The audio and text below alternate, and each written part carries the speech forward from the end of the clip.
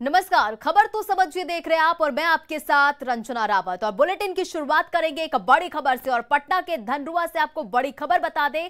Police firing में युवक की मौत की खबर है, तो ये बड़ी खबर आपको पटना के धनरुआ से बता रहे हैं, जहां पुलिस फायरिंग में युवक की मौत की खबर है। आपको बता दें, फायरिंग में 3 लोगों को गोली लगी है और गोली चुनाव प्रचार रोकने गई थी पुलिस। इस दौरान की ये घटना है। स्थानीय लोगों ने किया था पुलिस पर पथराव। वहीं पुलिस की जवाबी कार्रवाई में युवक की मौत की खबर है। युवक की मौत की आधिकारिक पुष्टि अभी नहीं हुई है। और इस पर अधिक अपडेट के साथ हमारे सहयोगी अमरजीत शर्मा हमारे साथ फोन लाइन पर। अमरजीत, सबसे पहले बताइए क्या कुछ इस पर अधिक जानकारी है? देखिए, अभी एसपी पहुंच चुके हैं और एसपी कैंप किए हुए हैं। गांव के अंदर जो है नहीं पहुंच पा रही है पुलिस। ग्रामीण आक्रोशित हैं और पुलिस भी जो है आक्रोशित है, क्योंकि पुलिस के तरफ से भी जो है काफी संख्या में लगभग 25 से ज्यादा जवान जो है घायल हुए हैं। किन्हीं के पैर में, किन्हीं के हाथ में, किन्हीं के सर में चोटें लगी हैं, जिसमें सर्किल इंस्पेक्टर राम कुमार प्रसाद भी जो है घायल हुए हैं। साथ ही जो है ग्रामीण के तरफ से भी जो है 3 लोग घायल हुए हैं और एक व्यक्ति रोहित कुमार का नाम आ रहा है, जो ग्रामीण बता रहे हैं उसकी मौत हो गई है। और ये गोली किसके तरफ से चली जो है उससे मौत हुई है, ये अभी स्पष्ट नहीं हो रहा। लेकिन जो फायरिंग हुई है वो दोनों तरफ से हुई है। ग्रामीण भी फायरिंग कर रहे थे, ग्रामीण को जवाब पुलिस वाले भी दे रहे थे और फायरिंग लगातार हो रही थी। लगभग जो है 1 घंटे तक जो है अफरा तफरी का माहौल था और काफी लोग जो है आक्रोशित थे। मामला था कि एक प्रत्याशी हैं जो यहाँ पर जो है मुरियामा गांव में पहुंचे थे, अपना प्रचार प्रसार कर रहे थे और आज अंतिम दिन था प्रचार प्रसार का। और इसी दौरान जो है उनसे जो है मारपीट किया गया। दूसरे सुरेंद्र नाम के जो है कोई प्रत्याशी हैं, उनके द्वारा जो है मारपीट किया गया। तो उसी दौरान जो है उन्होंने पुलिस को बुलाया बीच बचाव के लिए। और पुलिस जब पहुंची तो दूसरे प्रत्याशी भी प्रचार कर रहे थे, दोनों को रोकना चाहा। इसी दौरान जो है बकझक शुरू हो गई और ये बकझक इतना बढ़ गया कि मामला देखते ही देखते रोडेबाजी में उतारे। ग्रामीण जो है रोडेबाजी पे उतारू हो गए, क्योंकि जो है वहां पर एक ट्रैक्टर से काफी रोड़ा गिरा था रोड बनाने के लिए और उसी रोडे से जो है ग्रामीण जो है पुलिस पर हमला कर दिए। पुलिस के जवान घायल हो गए, चारों तरफ से घिर गए, जिसके बाद जो है पुलिस को फायरिंग करनी पड़ी। जिस तरह से पुलिस बता रही है कि हम घिर गए, उस दौरान जो है फायरिंग करना पड़ा हमें। और ग्रामीण की तरफ से जो है फायरिंग होने लगा और पुलिस जो है जवाबी फायरिंग जो है करने लगी। लगातार जो है लगभग 1 घंटे तक जो है ये माहौल अफरा तफरी का रहा है और दोनों तरफ से घायल हुए हैं। जी अमरजीत, ये बताइए कि ग्रामीणों ने भी पुलिस पर पथराव किया और पुलिस की भी जवाबी कार्रवाई रही, लेकिन इस पूरे मामले में कितने लोग घायल और कितने की अब तक जान गई है, ये आप थोड़ी डिटेल्स में बताइए। जी देखिए, अभी जो मामला आ रहा है सामने उसमें जो है एक 25 वर्षीय रोहित नाम का युवक है, जो इस घटना में जो है उसकी मौत हुई है। गोली लगने से उसकी मौत हुई है, ये ग्रामीण कह रहे हैं। अभी तक पुलिस से जब इसकी पुष्टि की जा रही है तो पुलिस अभी इसकी पुष्टि नहीं कर रही है, क्योंकि अभी तक जो है ग्रामीणों के बीच में ही 100 है और ये जो पुलिस है गांव नहीं पहुंच पा रही है। और जिस तरह से पुलिस ने बताया कि लगभग जो है 20 से 25 जो हमारे जवान हैं वो घायल हैं, जिसमें से सर्किल इंस्पेक्टर जो है राम प्रसाद भी घायल हैं और उनका भी जो है इलाज चल रहा है। पीएमसीएच उन्हें रेफर किया गया है और कई एक जो जवान हैं, पुलिस के जवान हैं, वो भी घायल हुए हैं। इसी वजह से जो है एसपी यहाँ मौके पर पहुंचे हैं और कैंप कर रहे हैं। जी, पूरे मामले के बाद पुलिस अब क्या कुछ कर रही है? देखिए, अभी पुलिस जो है मौके का इंतजार कर रही है। जब जो है लोग शांत होंगे तभी जो है पुलिस गांव में पहुंचेगी और गांव में पहुंचने के बाद ही जो है पूरा जो है ग्रामीण जो है वो अभी आक्रोशित हैं। जब तक पुलिस गांव में नहीं पहुंच पाती है, लोगों को शांत नहीं करवा पाती है, तब तक ये मामला अभी तक गर्म रहेगा और आक्रोशित ग्रामीण भी हैं। और पुलिस क्योंकि घायल हुई है तो पुलिस वाले भी आक्रोशित हैं, क्योंकि ये काफी बड़ा मामला है और ये मामला इतना बड़ा है कि ग्रामीणों का आक्रोश की वजह से जो है पुलिसकर्मी घायल हुए हैं और ग्रामीण भी घायल हुए हैं। 3 ग्रामीण के घायल होने की सूचना है, हालांकि और भी ग्रामीणों की संख्या बढ़ सकती है, क्योंकि फायरिंग जो हुई है उसमें भी घायल हुए हैं। तो अभी ये स्पष्ट नहीं हो पा रहा है कि जो ग्रामीण जो है घायल हुए हैं वो किस तरह से घायल हुए हैं, लेकिन गोली से घायल होने के ग्रामीण बता रहे हैं, जिसमें से रोहित कुमार की मौत भी बताया जा रहा है। जी देखिए, जैसे कि 24 अक्टूबर को पंचायत चुनाव का 5वें चरण का चुनाव होना है, उस बीच इस बीच एक ये बड़ी खबर है अमरजीत। जी, जाहिर सी बात है क्योंकि चुनाव होना है और चुनाव के पहले जो है ये घटना चुनावी रंजिश की वजह से ही हुई है, क्योंकि शुरुआत जो है यही हुई थी। और शुरुआत में जो है प्रचार को लेकर, क्योंकि आज अंतिम दिन था और प्रचार आज नहीं करना था, जो 6 बजे के बाद जो है प्रचार का प्रक्रिया जो है बंद हो जाता है और उसके बाद जो है प्रचार जो है डीजे बजाकर किया जा रहा था। इसी वजह से जो है एक पक्ष और दूसरा पक्ष जो है पुलिस को बुलाया था और पुलिस वहां पहुंची थी और जो डीजे बज रहा था तो उसे शांत कराने के लिए जो है पुलिस वहां गई थी। लेकिन लोग जो है काफी आक्रोशित हो गए, क्योंकि पुलिस जो है वहां जब शांत नहीं हो रहे थे तो सुरेंद्र नाम के एक व्यक्ति के पुत्र को जो है पकड़कर पुलिस लाई थी। इसी वजह से जो है लोग आक्रोशित हुए थे और यही आक्रोश जो है इतना बड़ा जो है जो हमला हुआ, जो पुलिस पर हमला हुआ है, उसका कारण बना है। जी देखिए, ये एक बहुत बड़ी बात है कि स्थानीय लोगों ने भी पुलिस पर पथराव कर दिया है और पुलिस ने भी जवाबी कार्रवाई की है। जी अमरजीत बताइए। जी, ये मोरियामा गांव की घटना है और ये घटना जो है पटना के लिए काफी बड़ा है, क्योंकि जो है पंचायत चुनाव में अभी तक ले जो है देखा जा रहा था कि जो है फायरिंग वगैरह की जो घटना, मारपीट की घटना तो बहुत सारी आ रही थी, आग लगी की घटना, लेकिन फायरिंग और वो भी जो है पुलिस के साथ मुठभेड़ होना ग्रामीणों का, ये काफी जो है अचरज वाली बात है। क्योंकि ये जो इलाका है पहले से जो है नक्सली क्षेत्र भी रहा है, इसकी वजह से भी जो है ये इलाका जो है इस मामले में काफी सेंसिटिव है, क्योंकि जो है ग्रामीणों के पास भी हथियार होते हैं। इसका प्रमाण है कि गोली का जो फायरिंग हुआ है उसकी आवाजें और जो है पुलिस को जो घायल हुए हैं उसमें जो है लगभग 25 पुलिसकर्मी घायल हुए हैं। भगदड़ भी मची थी, पुलिस वाले भी भागने लगे, क्योंकि जब ग्रामीण काफी मजबूत हो गए थे, ग्रामीणों की संख्या काफी ज्यादा थी और पुलिस की संख्या जो है कम थी, इस वजह से पुलिस को भागना पड़ा। और यही वजह से है कि जो पथराव हुए, लगभग 25 पुलिसकर्मी जो है घायल हुए, जिसमें सर्किल इंस्पेक्टर मसौड़ी भी घायल हुए हैं, जिन्हें पीएमसीएच ले जाया गया है और इलाज के लिए पीएमसीएच में उन्हें एडमिट कराया गया है। जी देखिए, ये पटना के धनरुआ से वाकई बड़ी खबर है। क्या इस बीच किसी भी अधिकारी या किसी भी पुलिसकर्मी का कोई इस पर बयान आया है सामने?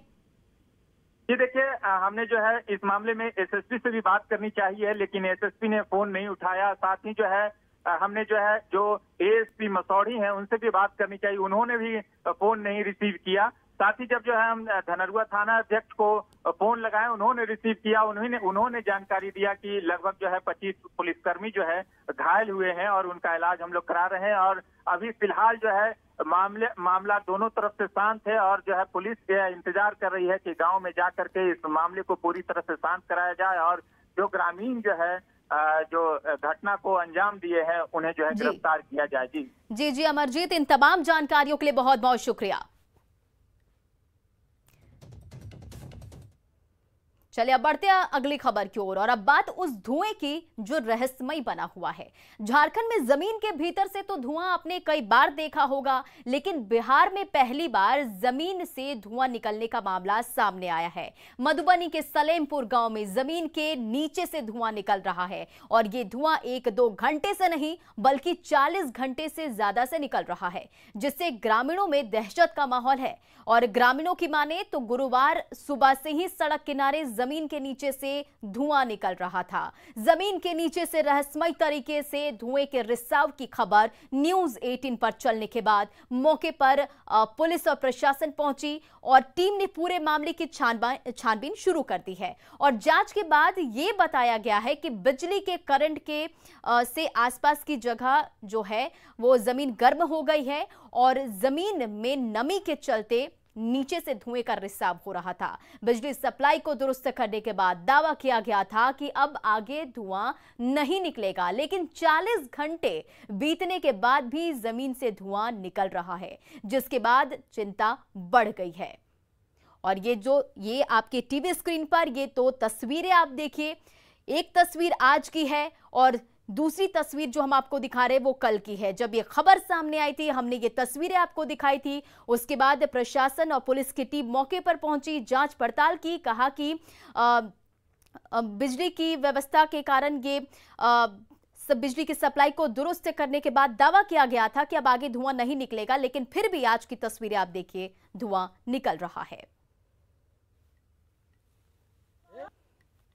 मधुबनी के सलमपुर गांव में लगभग 40 घंटों से यहां जमीन के नीचे से धुआं निकलने का अभी सिलसिला अभी भी जारी है। और ये कल सुबह, जो गुरुवार सुबह 5 बजे से ये बताया जा रहा है कि यहाँ ज़मीन के नीचे से धुआं निकल रहा है। और कल जो रात में यहाँ प्रशासन की टीम मौके पर पहुंची थी, बिजली विभाग के आला अधिकारी भी आए थे। पहले जो आशंका जताई गई कि बिजली के तार की वजह से हो सकता है यहाँ जो ज़मीन के नीचे करंट का कुछ ऐसा, नीचे बिजली का कुछ ऐसा संपर्क हो ज़मीन से, जिसके कारण यहाँ इससे धुआं निकल रहा हो। लेकिन आज जब वो बिजली का कनेक्शन यहाँ से हटा दिया गया है, इसके बावजूद यहाँ आज भी शाम होने के बाद, जैसे दिन में यहाँ पता चल रहा, ये धुआं निकलने का ये पता नहीं चल रहा था। ग्रामीणों का कहना है कि हो सकता है धुआं जो ये दिन की रोशनी में पता नहीं चला, लेकिन शाम में जब ये अंधेरा होने के बाद यहाँ अभी भी आप देख सकते हैं कि यहाँ जो ये गड्ढा में पानी भी है और यहाँ इसमें से धीरे धीरे अभी भी धुआं का रिसाव जारी है। ग्रामीण यहाँ काफ़ी डरे समय है कि आखिर ये रहस्य क्या है, जो यहाँ ज़मीन के नीचे से धुआं निकलने का रहस्य क्या है। कुछ देर पहले यहाँ जो ये पानी जो है, गड्ढे में जो पानी जमा है, बताया जा रहा है कि ये पानी भी खौल रहा था। और कुछ जो ग्रामीणों के द्वारा जो कुछ विजुअल यहाँ जो अभी दिखाया गया है, मुझे कुछ वीडियो दिखाया गया है, उसमें वो पानी खौलता हुआ भी दिख रहा है। तो ऐसे में ये अभी तक पता नहीं चल पाया कि आखिर ये सलेमपुर गाँव में, जो मधुबनी के पंडौल प्रखंड में ये गाँव पड़ता है, आखिर क्या वजह है कि यहाँ पिछले 40 घंटे से यहाँ ज़मीन के नीचे से धुआं निकल रहा है। यहाँ आप देख सकते हैं कि यहाँ जैसे यहाँ गांव में जो यहाँ काफ़ी ज़्यादा यहाँ जो बुजुर्ग महिलाएं, पुरुष, यहाँ बच्चे सब यहाँ रात के वक्त भी यहाँ मौके पर सब जमा हैं। लोग काफ़ी डरे भी हैं और लोगों में कौतूहल भी है कि आखिर ये क्या वजह है। यहाँ जो हमारे साथ कुछ ग्रामीण हैं, जो इस यहाँ के जो वार्ड सदस्य हैं, जो इसी गाँव के वार्ड सदस्य हैं, क्या नाम है आपका? चंदन कुमार मिश्रा। चंदन जी, ये जो मतलब क्या कल जो यहाँ टीम आई थी और उसके बाद यहाँ बताया गया बिजली का कनेक्शन भी हटा दिया गया है, तो क्या आज दिन में धुआं नहीं निकल रहा था? दिन में बताया गया धुआं नहीं था यहाँ पर? सर दिन में भी था, हम आए हुए थे दिन में करीब 3-4 बार, लेकिन हम हर बार देखे कि थोड़ा बहुत धुआं आ रहा था। लेकिन जैसे जैसे रात समय बीता गया है, धुआं जो है वो बढ़ते जा रहा है। हर कोई गाँव में यही बात कह रहा है कि आखिर है क्या, जब बिजली से नहीं हो रहा है तो क्या चीज़ से हो रहा है। तो ये यहाँ लोग इसी वजह से डरे हुए हैं कि पहले तो कल ये बताया गया था, न्यूज़ 18 की टीम यहाँ मौके पर थी। कल आपको ये पूरा यहाँ का, कल भी ये मौके की तस्वीर आपको दिखाई गई थी। और यहाँ जो धुएं निकलने का कारण बताया गया था कि हो सकता है वो बिजली के तार की वजह से है। लेकिन अब तार का यहाँ से पूरा बिजली का कनेक्शन हटा देने के बाद भी यहाँ से धुआं अभी भी निकल रहा है। चलिए अब खबर को समझिए। जमीन से धुआं निकलना साधारण मामला नहीं है। जमीन से धुआं निकलना खतरनाक हो सकता है। तो सवाल है कि जमीन से धुआं कैसे उठ रहा है? क्या मधुबनी में ये कोई भूमिगत आग का संकेत है? अगर ऐसी बात है कि प्रशासन ने पुरातत्व विभाग से संपर्क किया, अगर बिजली की वजह से धुआं उठ रहा तो बिजली दुरुस्त करने के बाद कैसे उठ रहा है? अगर नमी की वजह से उठ रहा है तो एक खास जगह से ही क्यों उठ रहा है? और धुएं के मामले को प्रशासन इतना हल्के में क्यों ले रहा है? आपने देखा होगा कि झारखंड के धनबाद में जगह जगह धुआं उठता है, जिसकी वजह है धनबाद के भीतर कोयले का खदान। भूमिगत आग की वजह से धनबाद में धुआं उठता है। लेकिन मधुबनी बिल्कुल मैदानी इलाका है। प्रशासन को जल्द से जल्द धुएं की जांच करनी चाहिए। चलिए बढ़ते अब अपनी अगली खबर की ओर, और अब बात सियासत की। आरजेडी और कांग्रेस के बीच सालों की दोस्ती आज टूट गई। अब कांग्रेस महागठबंधन का हिस्सा नहीं है और महागठबंधन टूट चुका है। ऐसा क्यों हुआ? पहले ये रिपोर्ट देखिए, फिर खबर तो समझिए। टूट गया महागठबंधन। देख, भविष्य क्या होगा मैं नहीं कह सकता, लेकिन गठबंधन अभी टूटा है। बिखर गया विपक्ष का कुनबा। खा जाता है, दिख रहा है कि नहीं आपको? अलग आपको अभी दिख रहा है, नॉमिनेशन जब हुआ तब आपको पता नहीं चला। एकला चलो की राह पर कांग्रेस 40 सीट पे पार्लियामेंट लड़ने की तैयारी इस चुनाव से शुरू कर रहा है। अब 19 विधायक का समर्थन जरूरत नहीं है तो किसका समर्थन आपको प्राप्त है? हार लेने का मतलब ये नहीं है कि आप उस पार्टी की लीडर। करीब 3 दशक तक बिहार की राजनीति में आरजेडी की परछाई बनकर राजनीति करने वाली कांग्रेस ने अलग होने का फैसला कर लिया है। बिहार के कांग्रेस प्रभारी भक्त चरण दास ने साफ कर दिया है कि अब कांग्रेस का आरजेडी से कोई गठबंधन नहीं। और अगले लोकसभा चुनाव में भी कांग्रेस सभी 40 सीटों पर अकेले चुनाव लड़ेगी। नहीं देख, भविष्य क्या होगा मैं नहीं कह सकता, लेकिन गठबंधन अभी टूटा है। ये जो स्टेप लिया गया, कुशेश्वर स्थान हमारा छीना गया है, उससे गठबंधन वो तोड़े हैं। और आज कांग्रेस महागठबंधन में नहीं, आज नहीं है, कहाँ है महागठबंधन? हम नहीं मानते, इस तरह रहने से क्या फायदा है। कांग्रेस 40 सीट पे पार्लियामेंट लड़ने की तैयारी इस चुनाव से शुरू कर रहा है।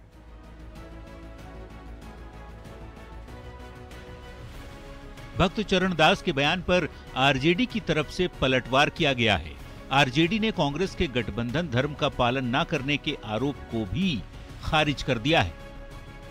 हम लोगों ने तो महागठबंधन धर्म का पालन इस हद तक किया कि सरकार गंवा दिया, लेकिन महागठबंधन को बचाए रखा। इशारा बिहार जानता है। कन्हैया कुमार, हार्दिक पटेल और जिग्नेश मेवाणी की बिहार आने से ऐन पहले कांग्रेस ने बिहार में महागठबंधन टूट का ऐलान कर आरजेडी को एक बड़ा संदेश देने की कोशिश की है। दरअसल आरजेडी तेजस्वी यादव को बिहार के युवा चेहरे के तौर पर पेश करती आ रही है, जिसके मुकाबले कांग्रेस ने 3-3 युवा चेहरों को मैदान में उतारकर बड़ी चुनौती दी है। अब जनता किसके चेहरे पर मुहर लगाती है, ये देखने वाली बात होगी। न्यूज़ 18 के लिए पटना से संजय कुमार के साथ ब्यूरो रिपोर्ट। चलिए, पूरी रिपोर्ट आपने देख ली, अब खबर को समझिए। बिहार में 2 विधानसभा सीटों यानी कि तारापुर और कुशेश्वर स्थान पर उपचुनाव हो रहे हैं। पिछले चुनाव में कुशेश्वर स्थान पर कांग्रेस लड़ी थी और पिछले चुनाव में जेडीयू ने कांग्रेस को हरा दिया था, लेकिन इस बार दोनों सीटों पर आरजेडी ने अपने उम्मीदवार खड़े कर दिए हैं। जवाब में कांग्रेस ने भी दोनों सीटों पर अपने प्रत्याशी उतार दिए हैं। दोनों दलों के बीच तल्खी की वजह यही है। पिछले कई दिनों से रस्साकशी चली आ रही थी, लेकिन आज भक्त चरण दास ने तस्वीर साफ कर दी और महागठबंधन से कांग्रेस को अलग कर दिया। आरजेडी का तर्क है कि कांग्रेस पिछले विधानसभा चुनाव में 70 सीटों पर लड़ी थी, लेकिन कांग्रेस को 70 में से महज 19 सीटें ही हासिल हो पाई थी। आरजेडी को लगता है कि कांग्रेस के खराब प्रदर्शन की वजह से आरजेडी सत्ता से दूर हो गई है। जगदानंद सिंह ने आज सफाई में कहा कि खराब प्रदर्शन के बावजूद उन्होंने गठबंधन को नहीं तोड़ा और बिहार में कांग्रेस से राजद की दोस्ती की बात करें तो ये साल 1998 से लोकसभा चुनाव से शुरू हुई। बीच बीच में रिश्तों में दरार पड़ती गई, लेकिन साथ ही बरकरार रहा और एक बार फिर दोस्ती में दरार पड़ी, लेकिन पिछली बार के हिसाब से कांग्रेस इस बार ज्यादा कमजोर है। राष्ट्रीय लेवल पर भी कांग्रेस की साख गिरी है। बढ़ते हैं अगली खबर की ओर। देश की सबसे बड़ी कंपनी रिलायंस इंडस्ट्री ने दूसरी तिमाही के नतीजे घोषित कर दिए हैं। 30 सितंबर 2021 को समाप्त तिमाही में कंपनी का मुनाफा 13,680 करोड़ रुपए रहा है, जबकि पिछले यानी जून तिमाही में कंपनी का मुनाफा 12,273 करोड़ रुपए रहा था। बता दें कि दूसरी तिमाही में कंपनी के मुनाफे के 12,480 करोड़ रुपए पर रहने का अनुमान किया गया था। 30 सितंबर को 2021 को समाप्त तिमाही में कंपनी की कंसोलिडेट आय 1.67 लाख करोड़ रुपए रही। गौरतलब है कि इसी वित्त वर्ष की पहली तिमाही में कंपनी की कंसोलिडेटेड आय 1.40 लाख रही। और खबर तो समझिए कि इस बुलेटिन में फिलहाल इतना ही। बने रहें आप न्यूज़ 18 झारखंड के साथ।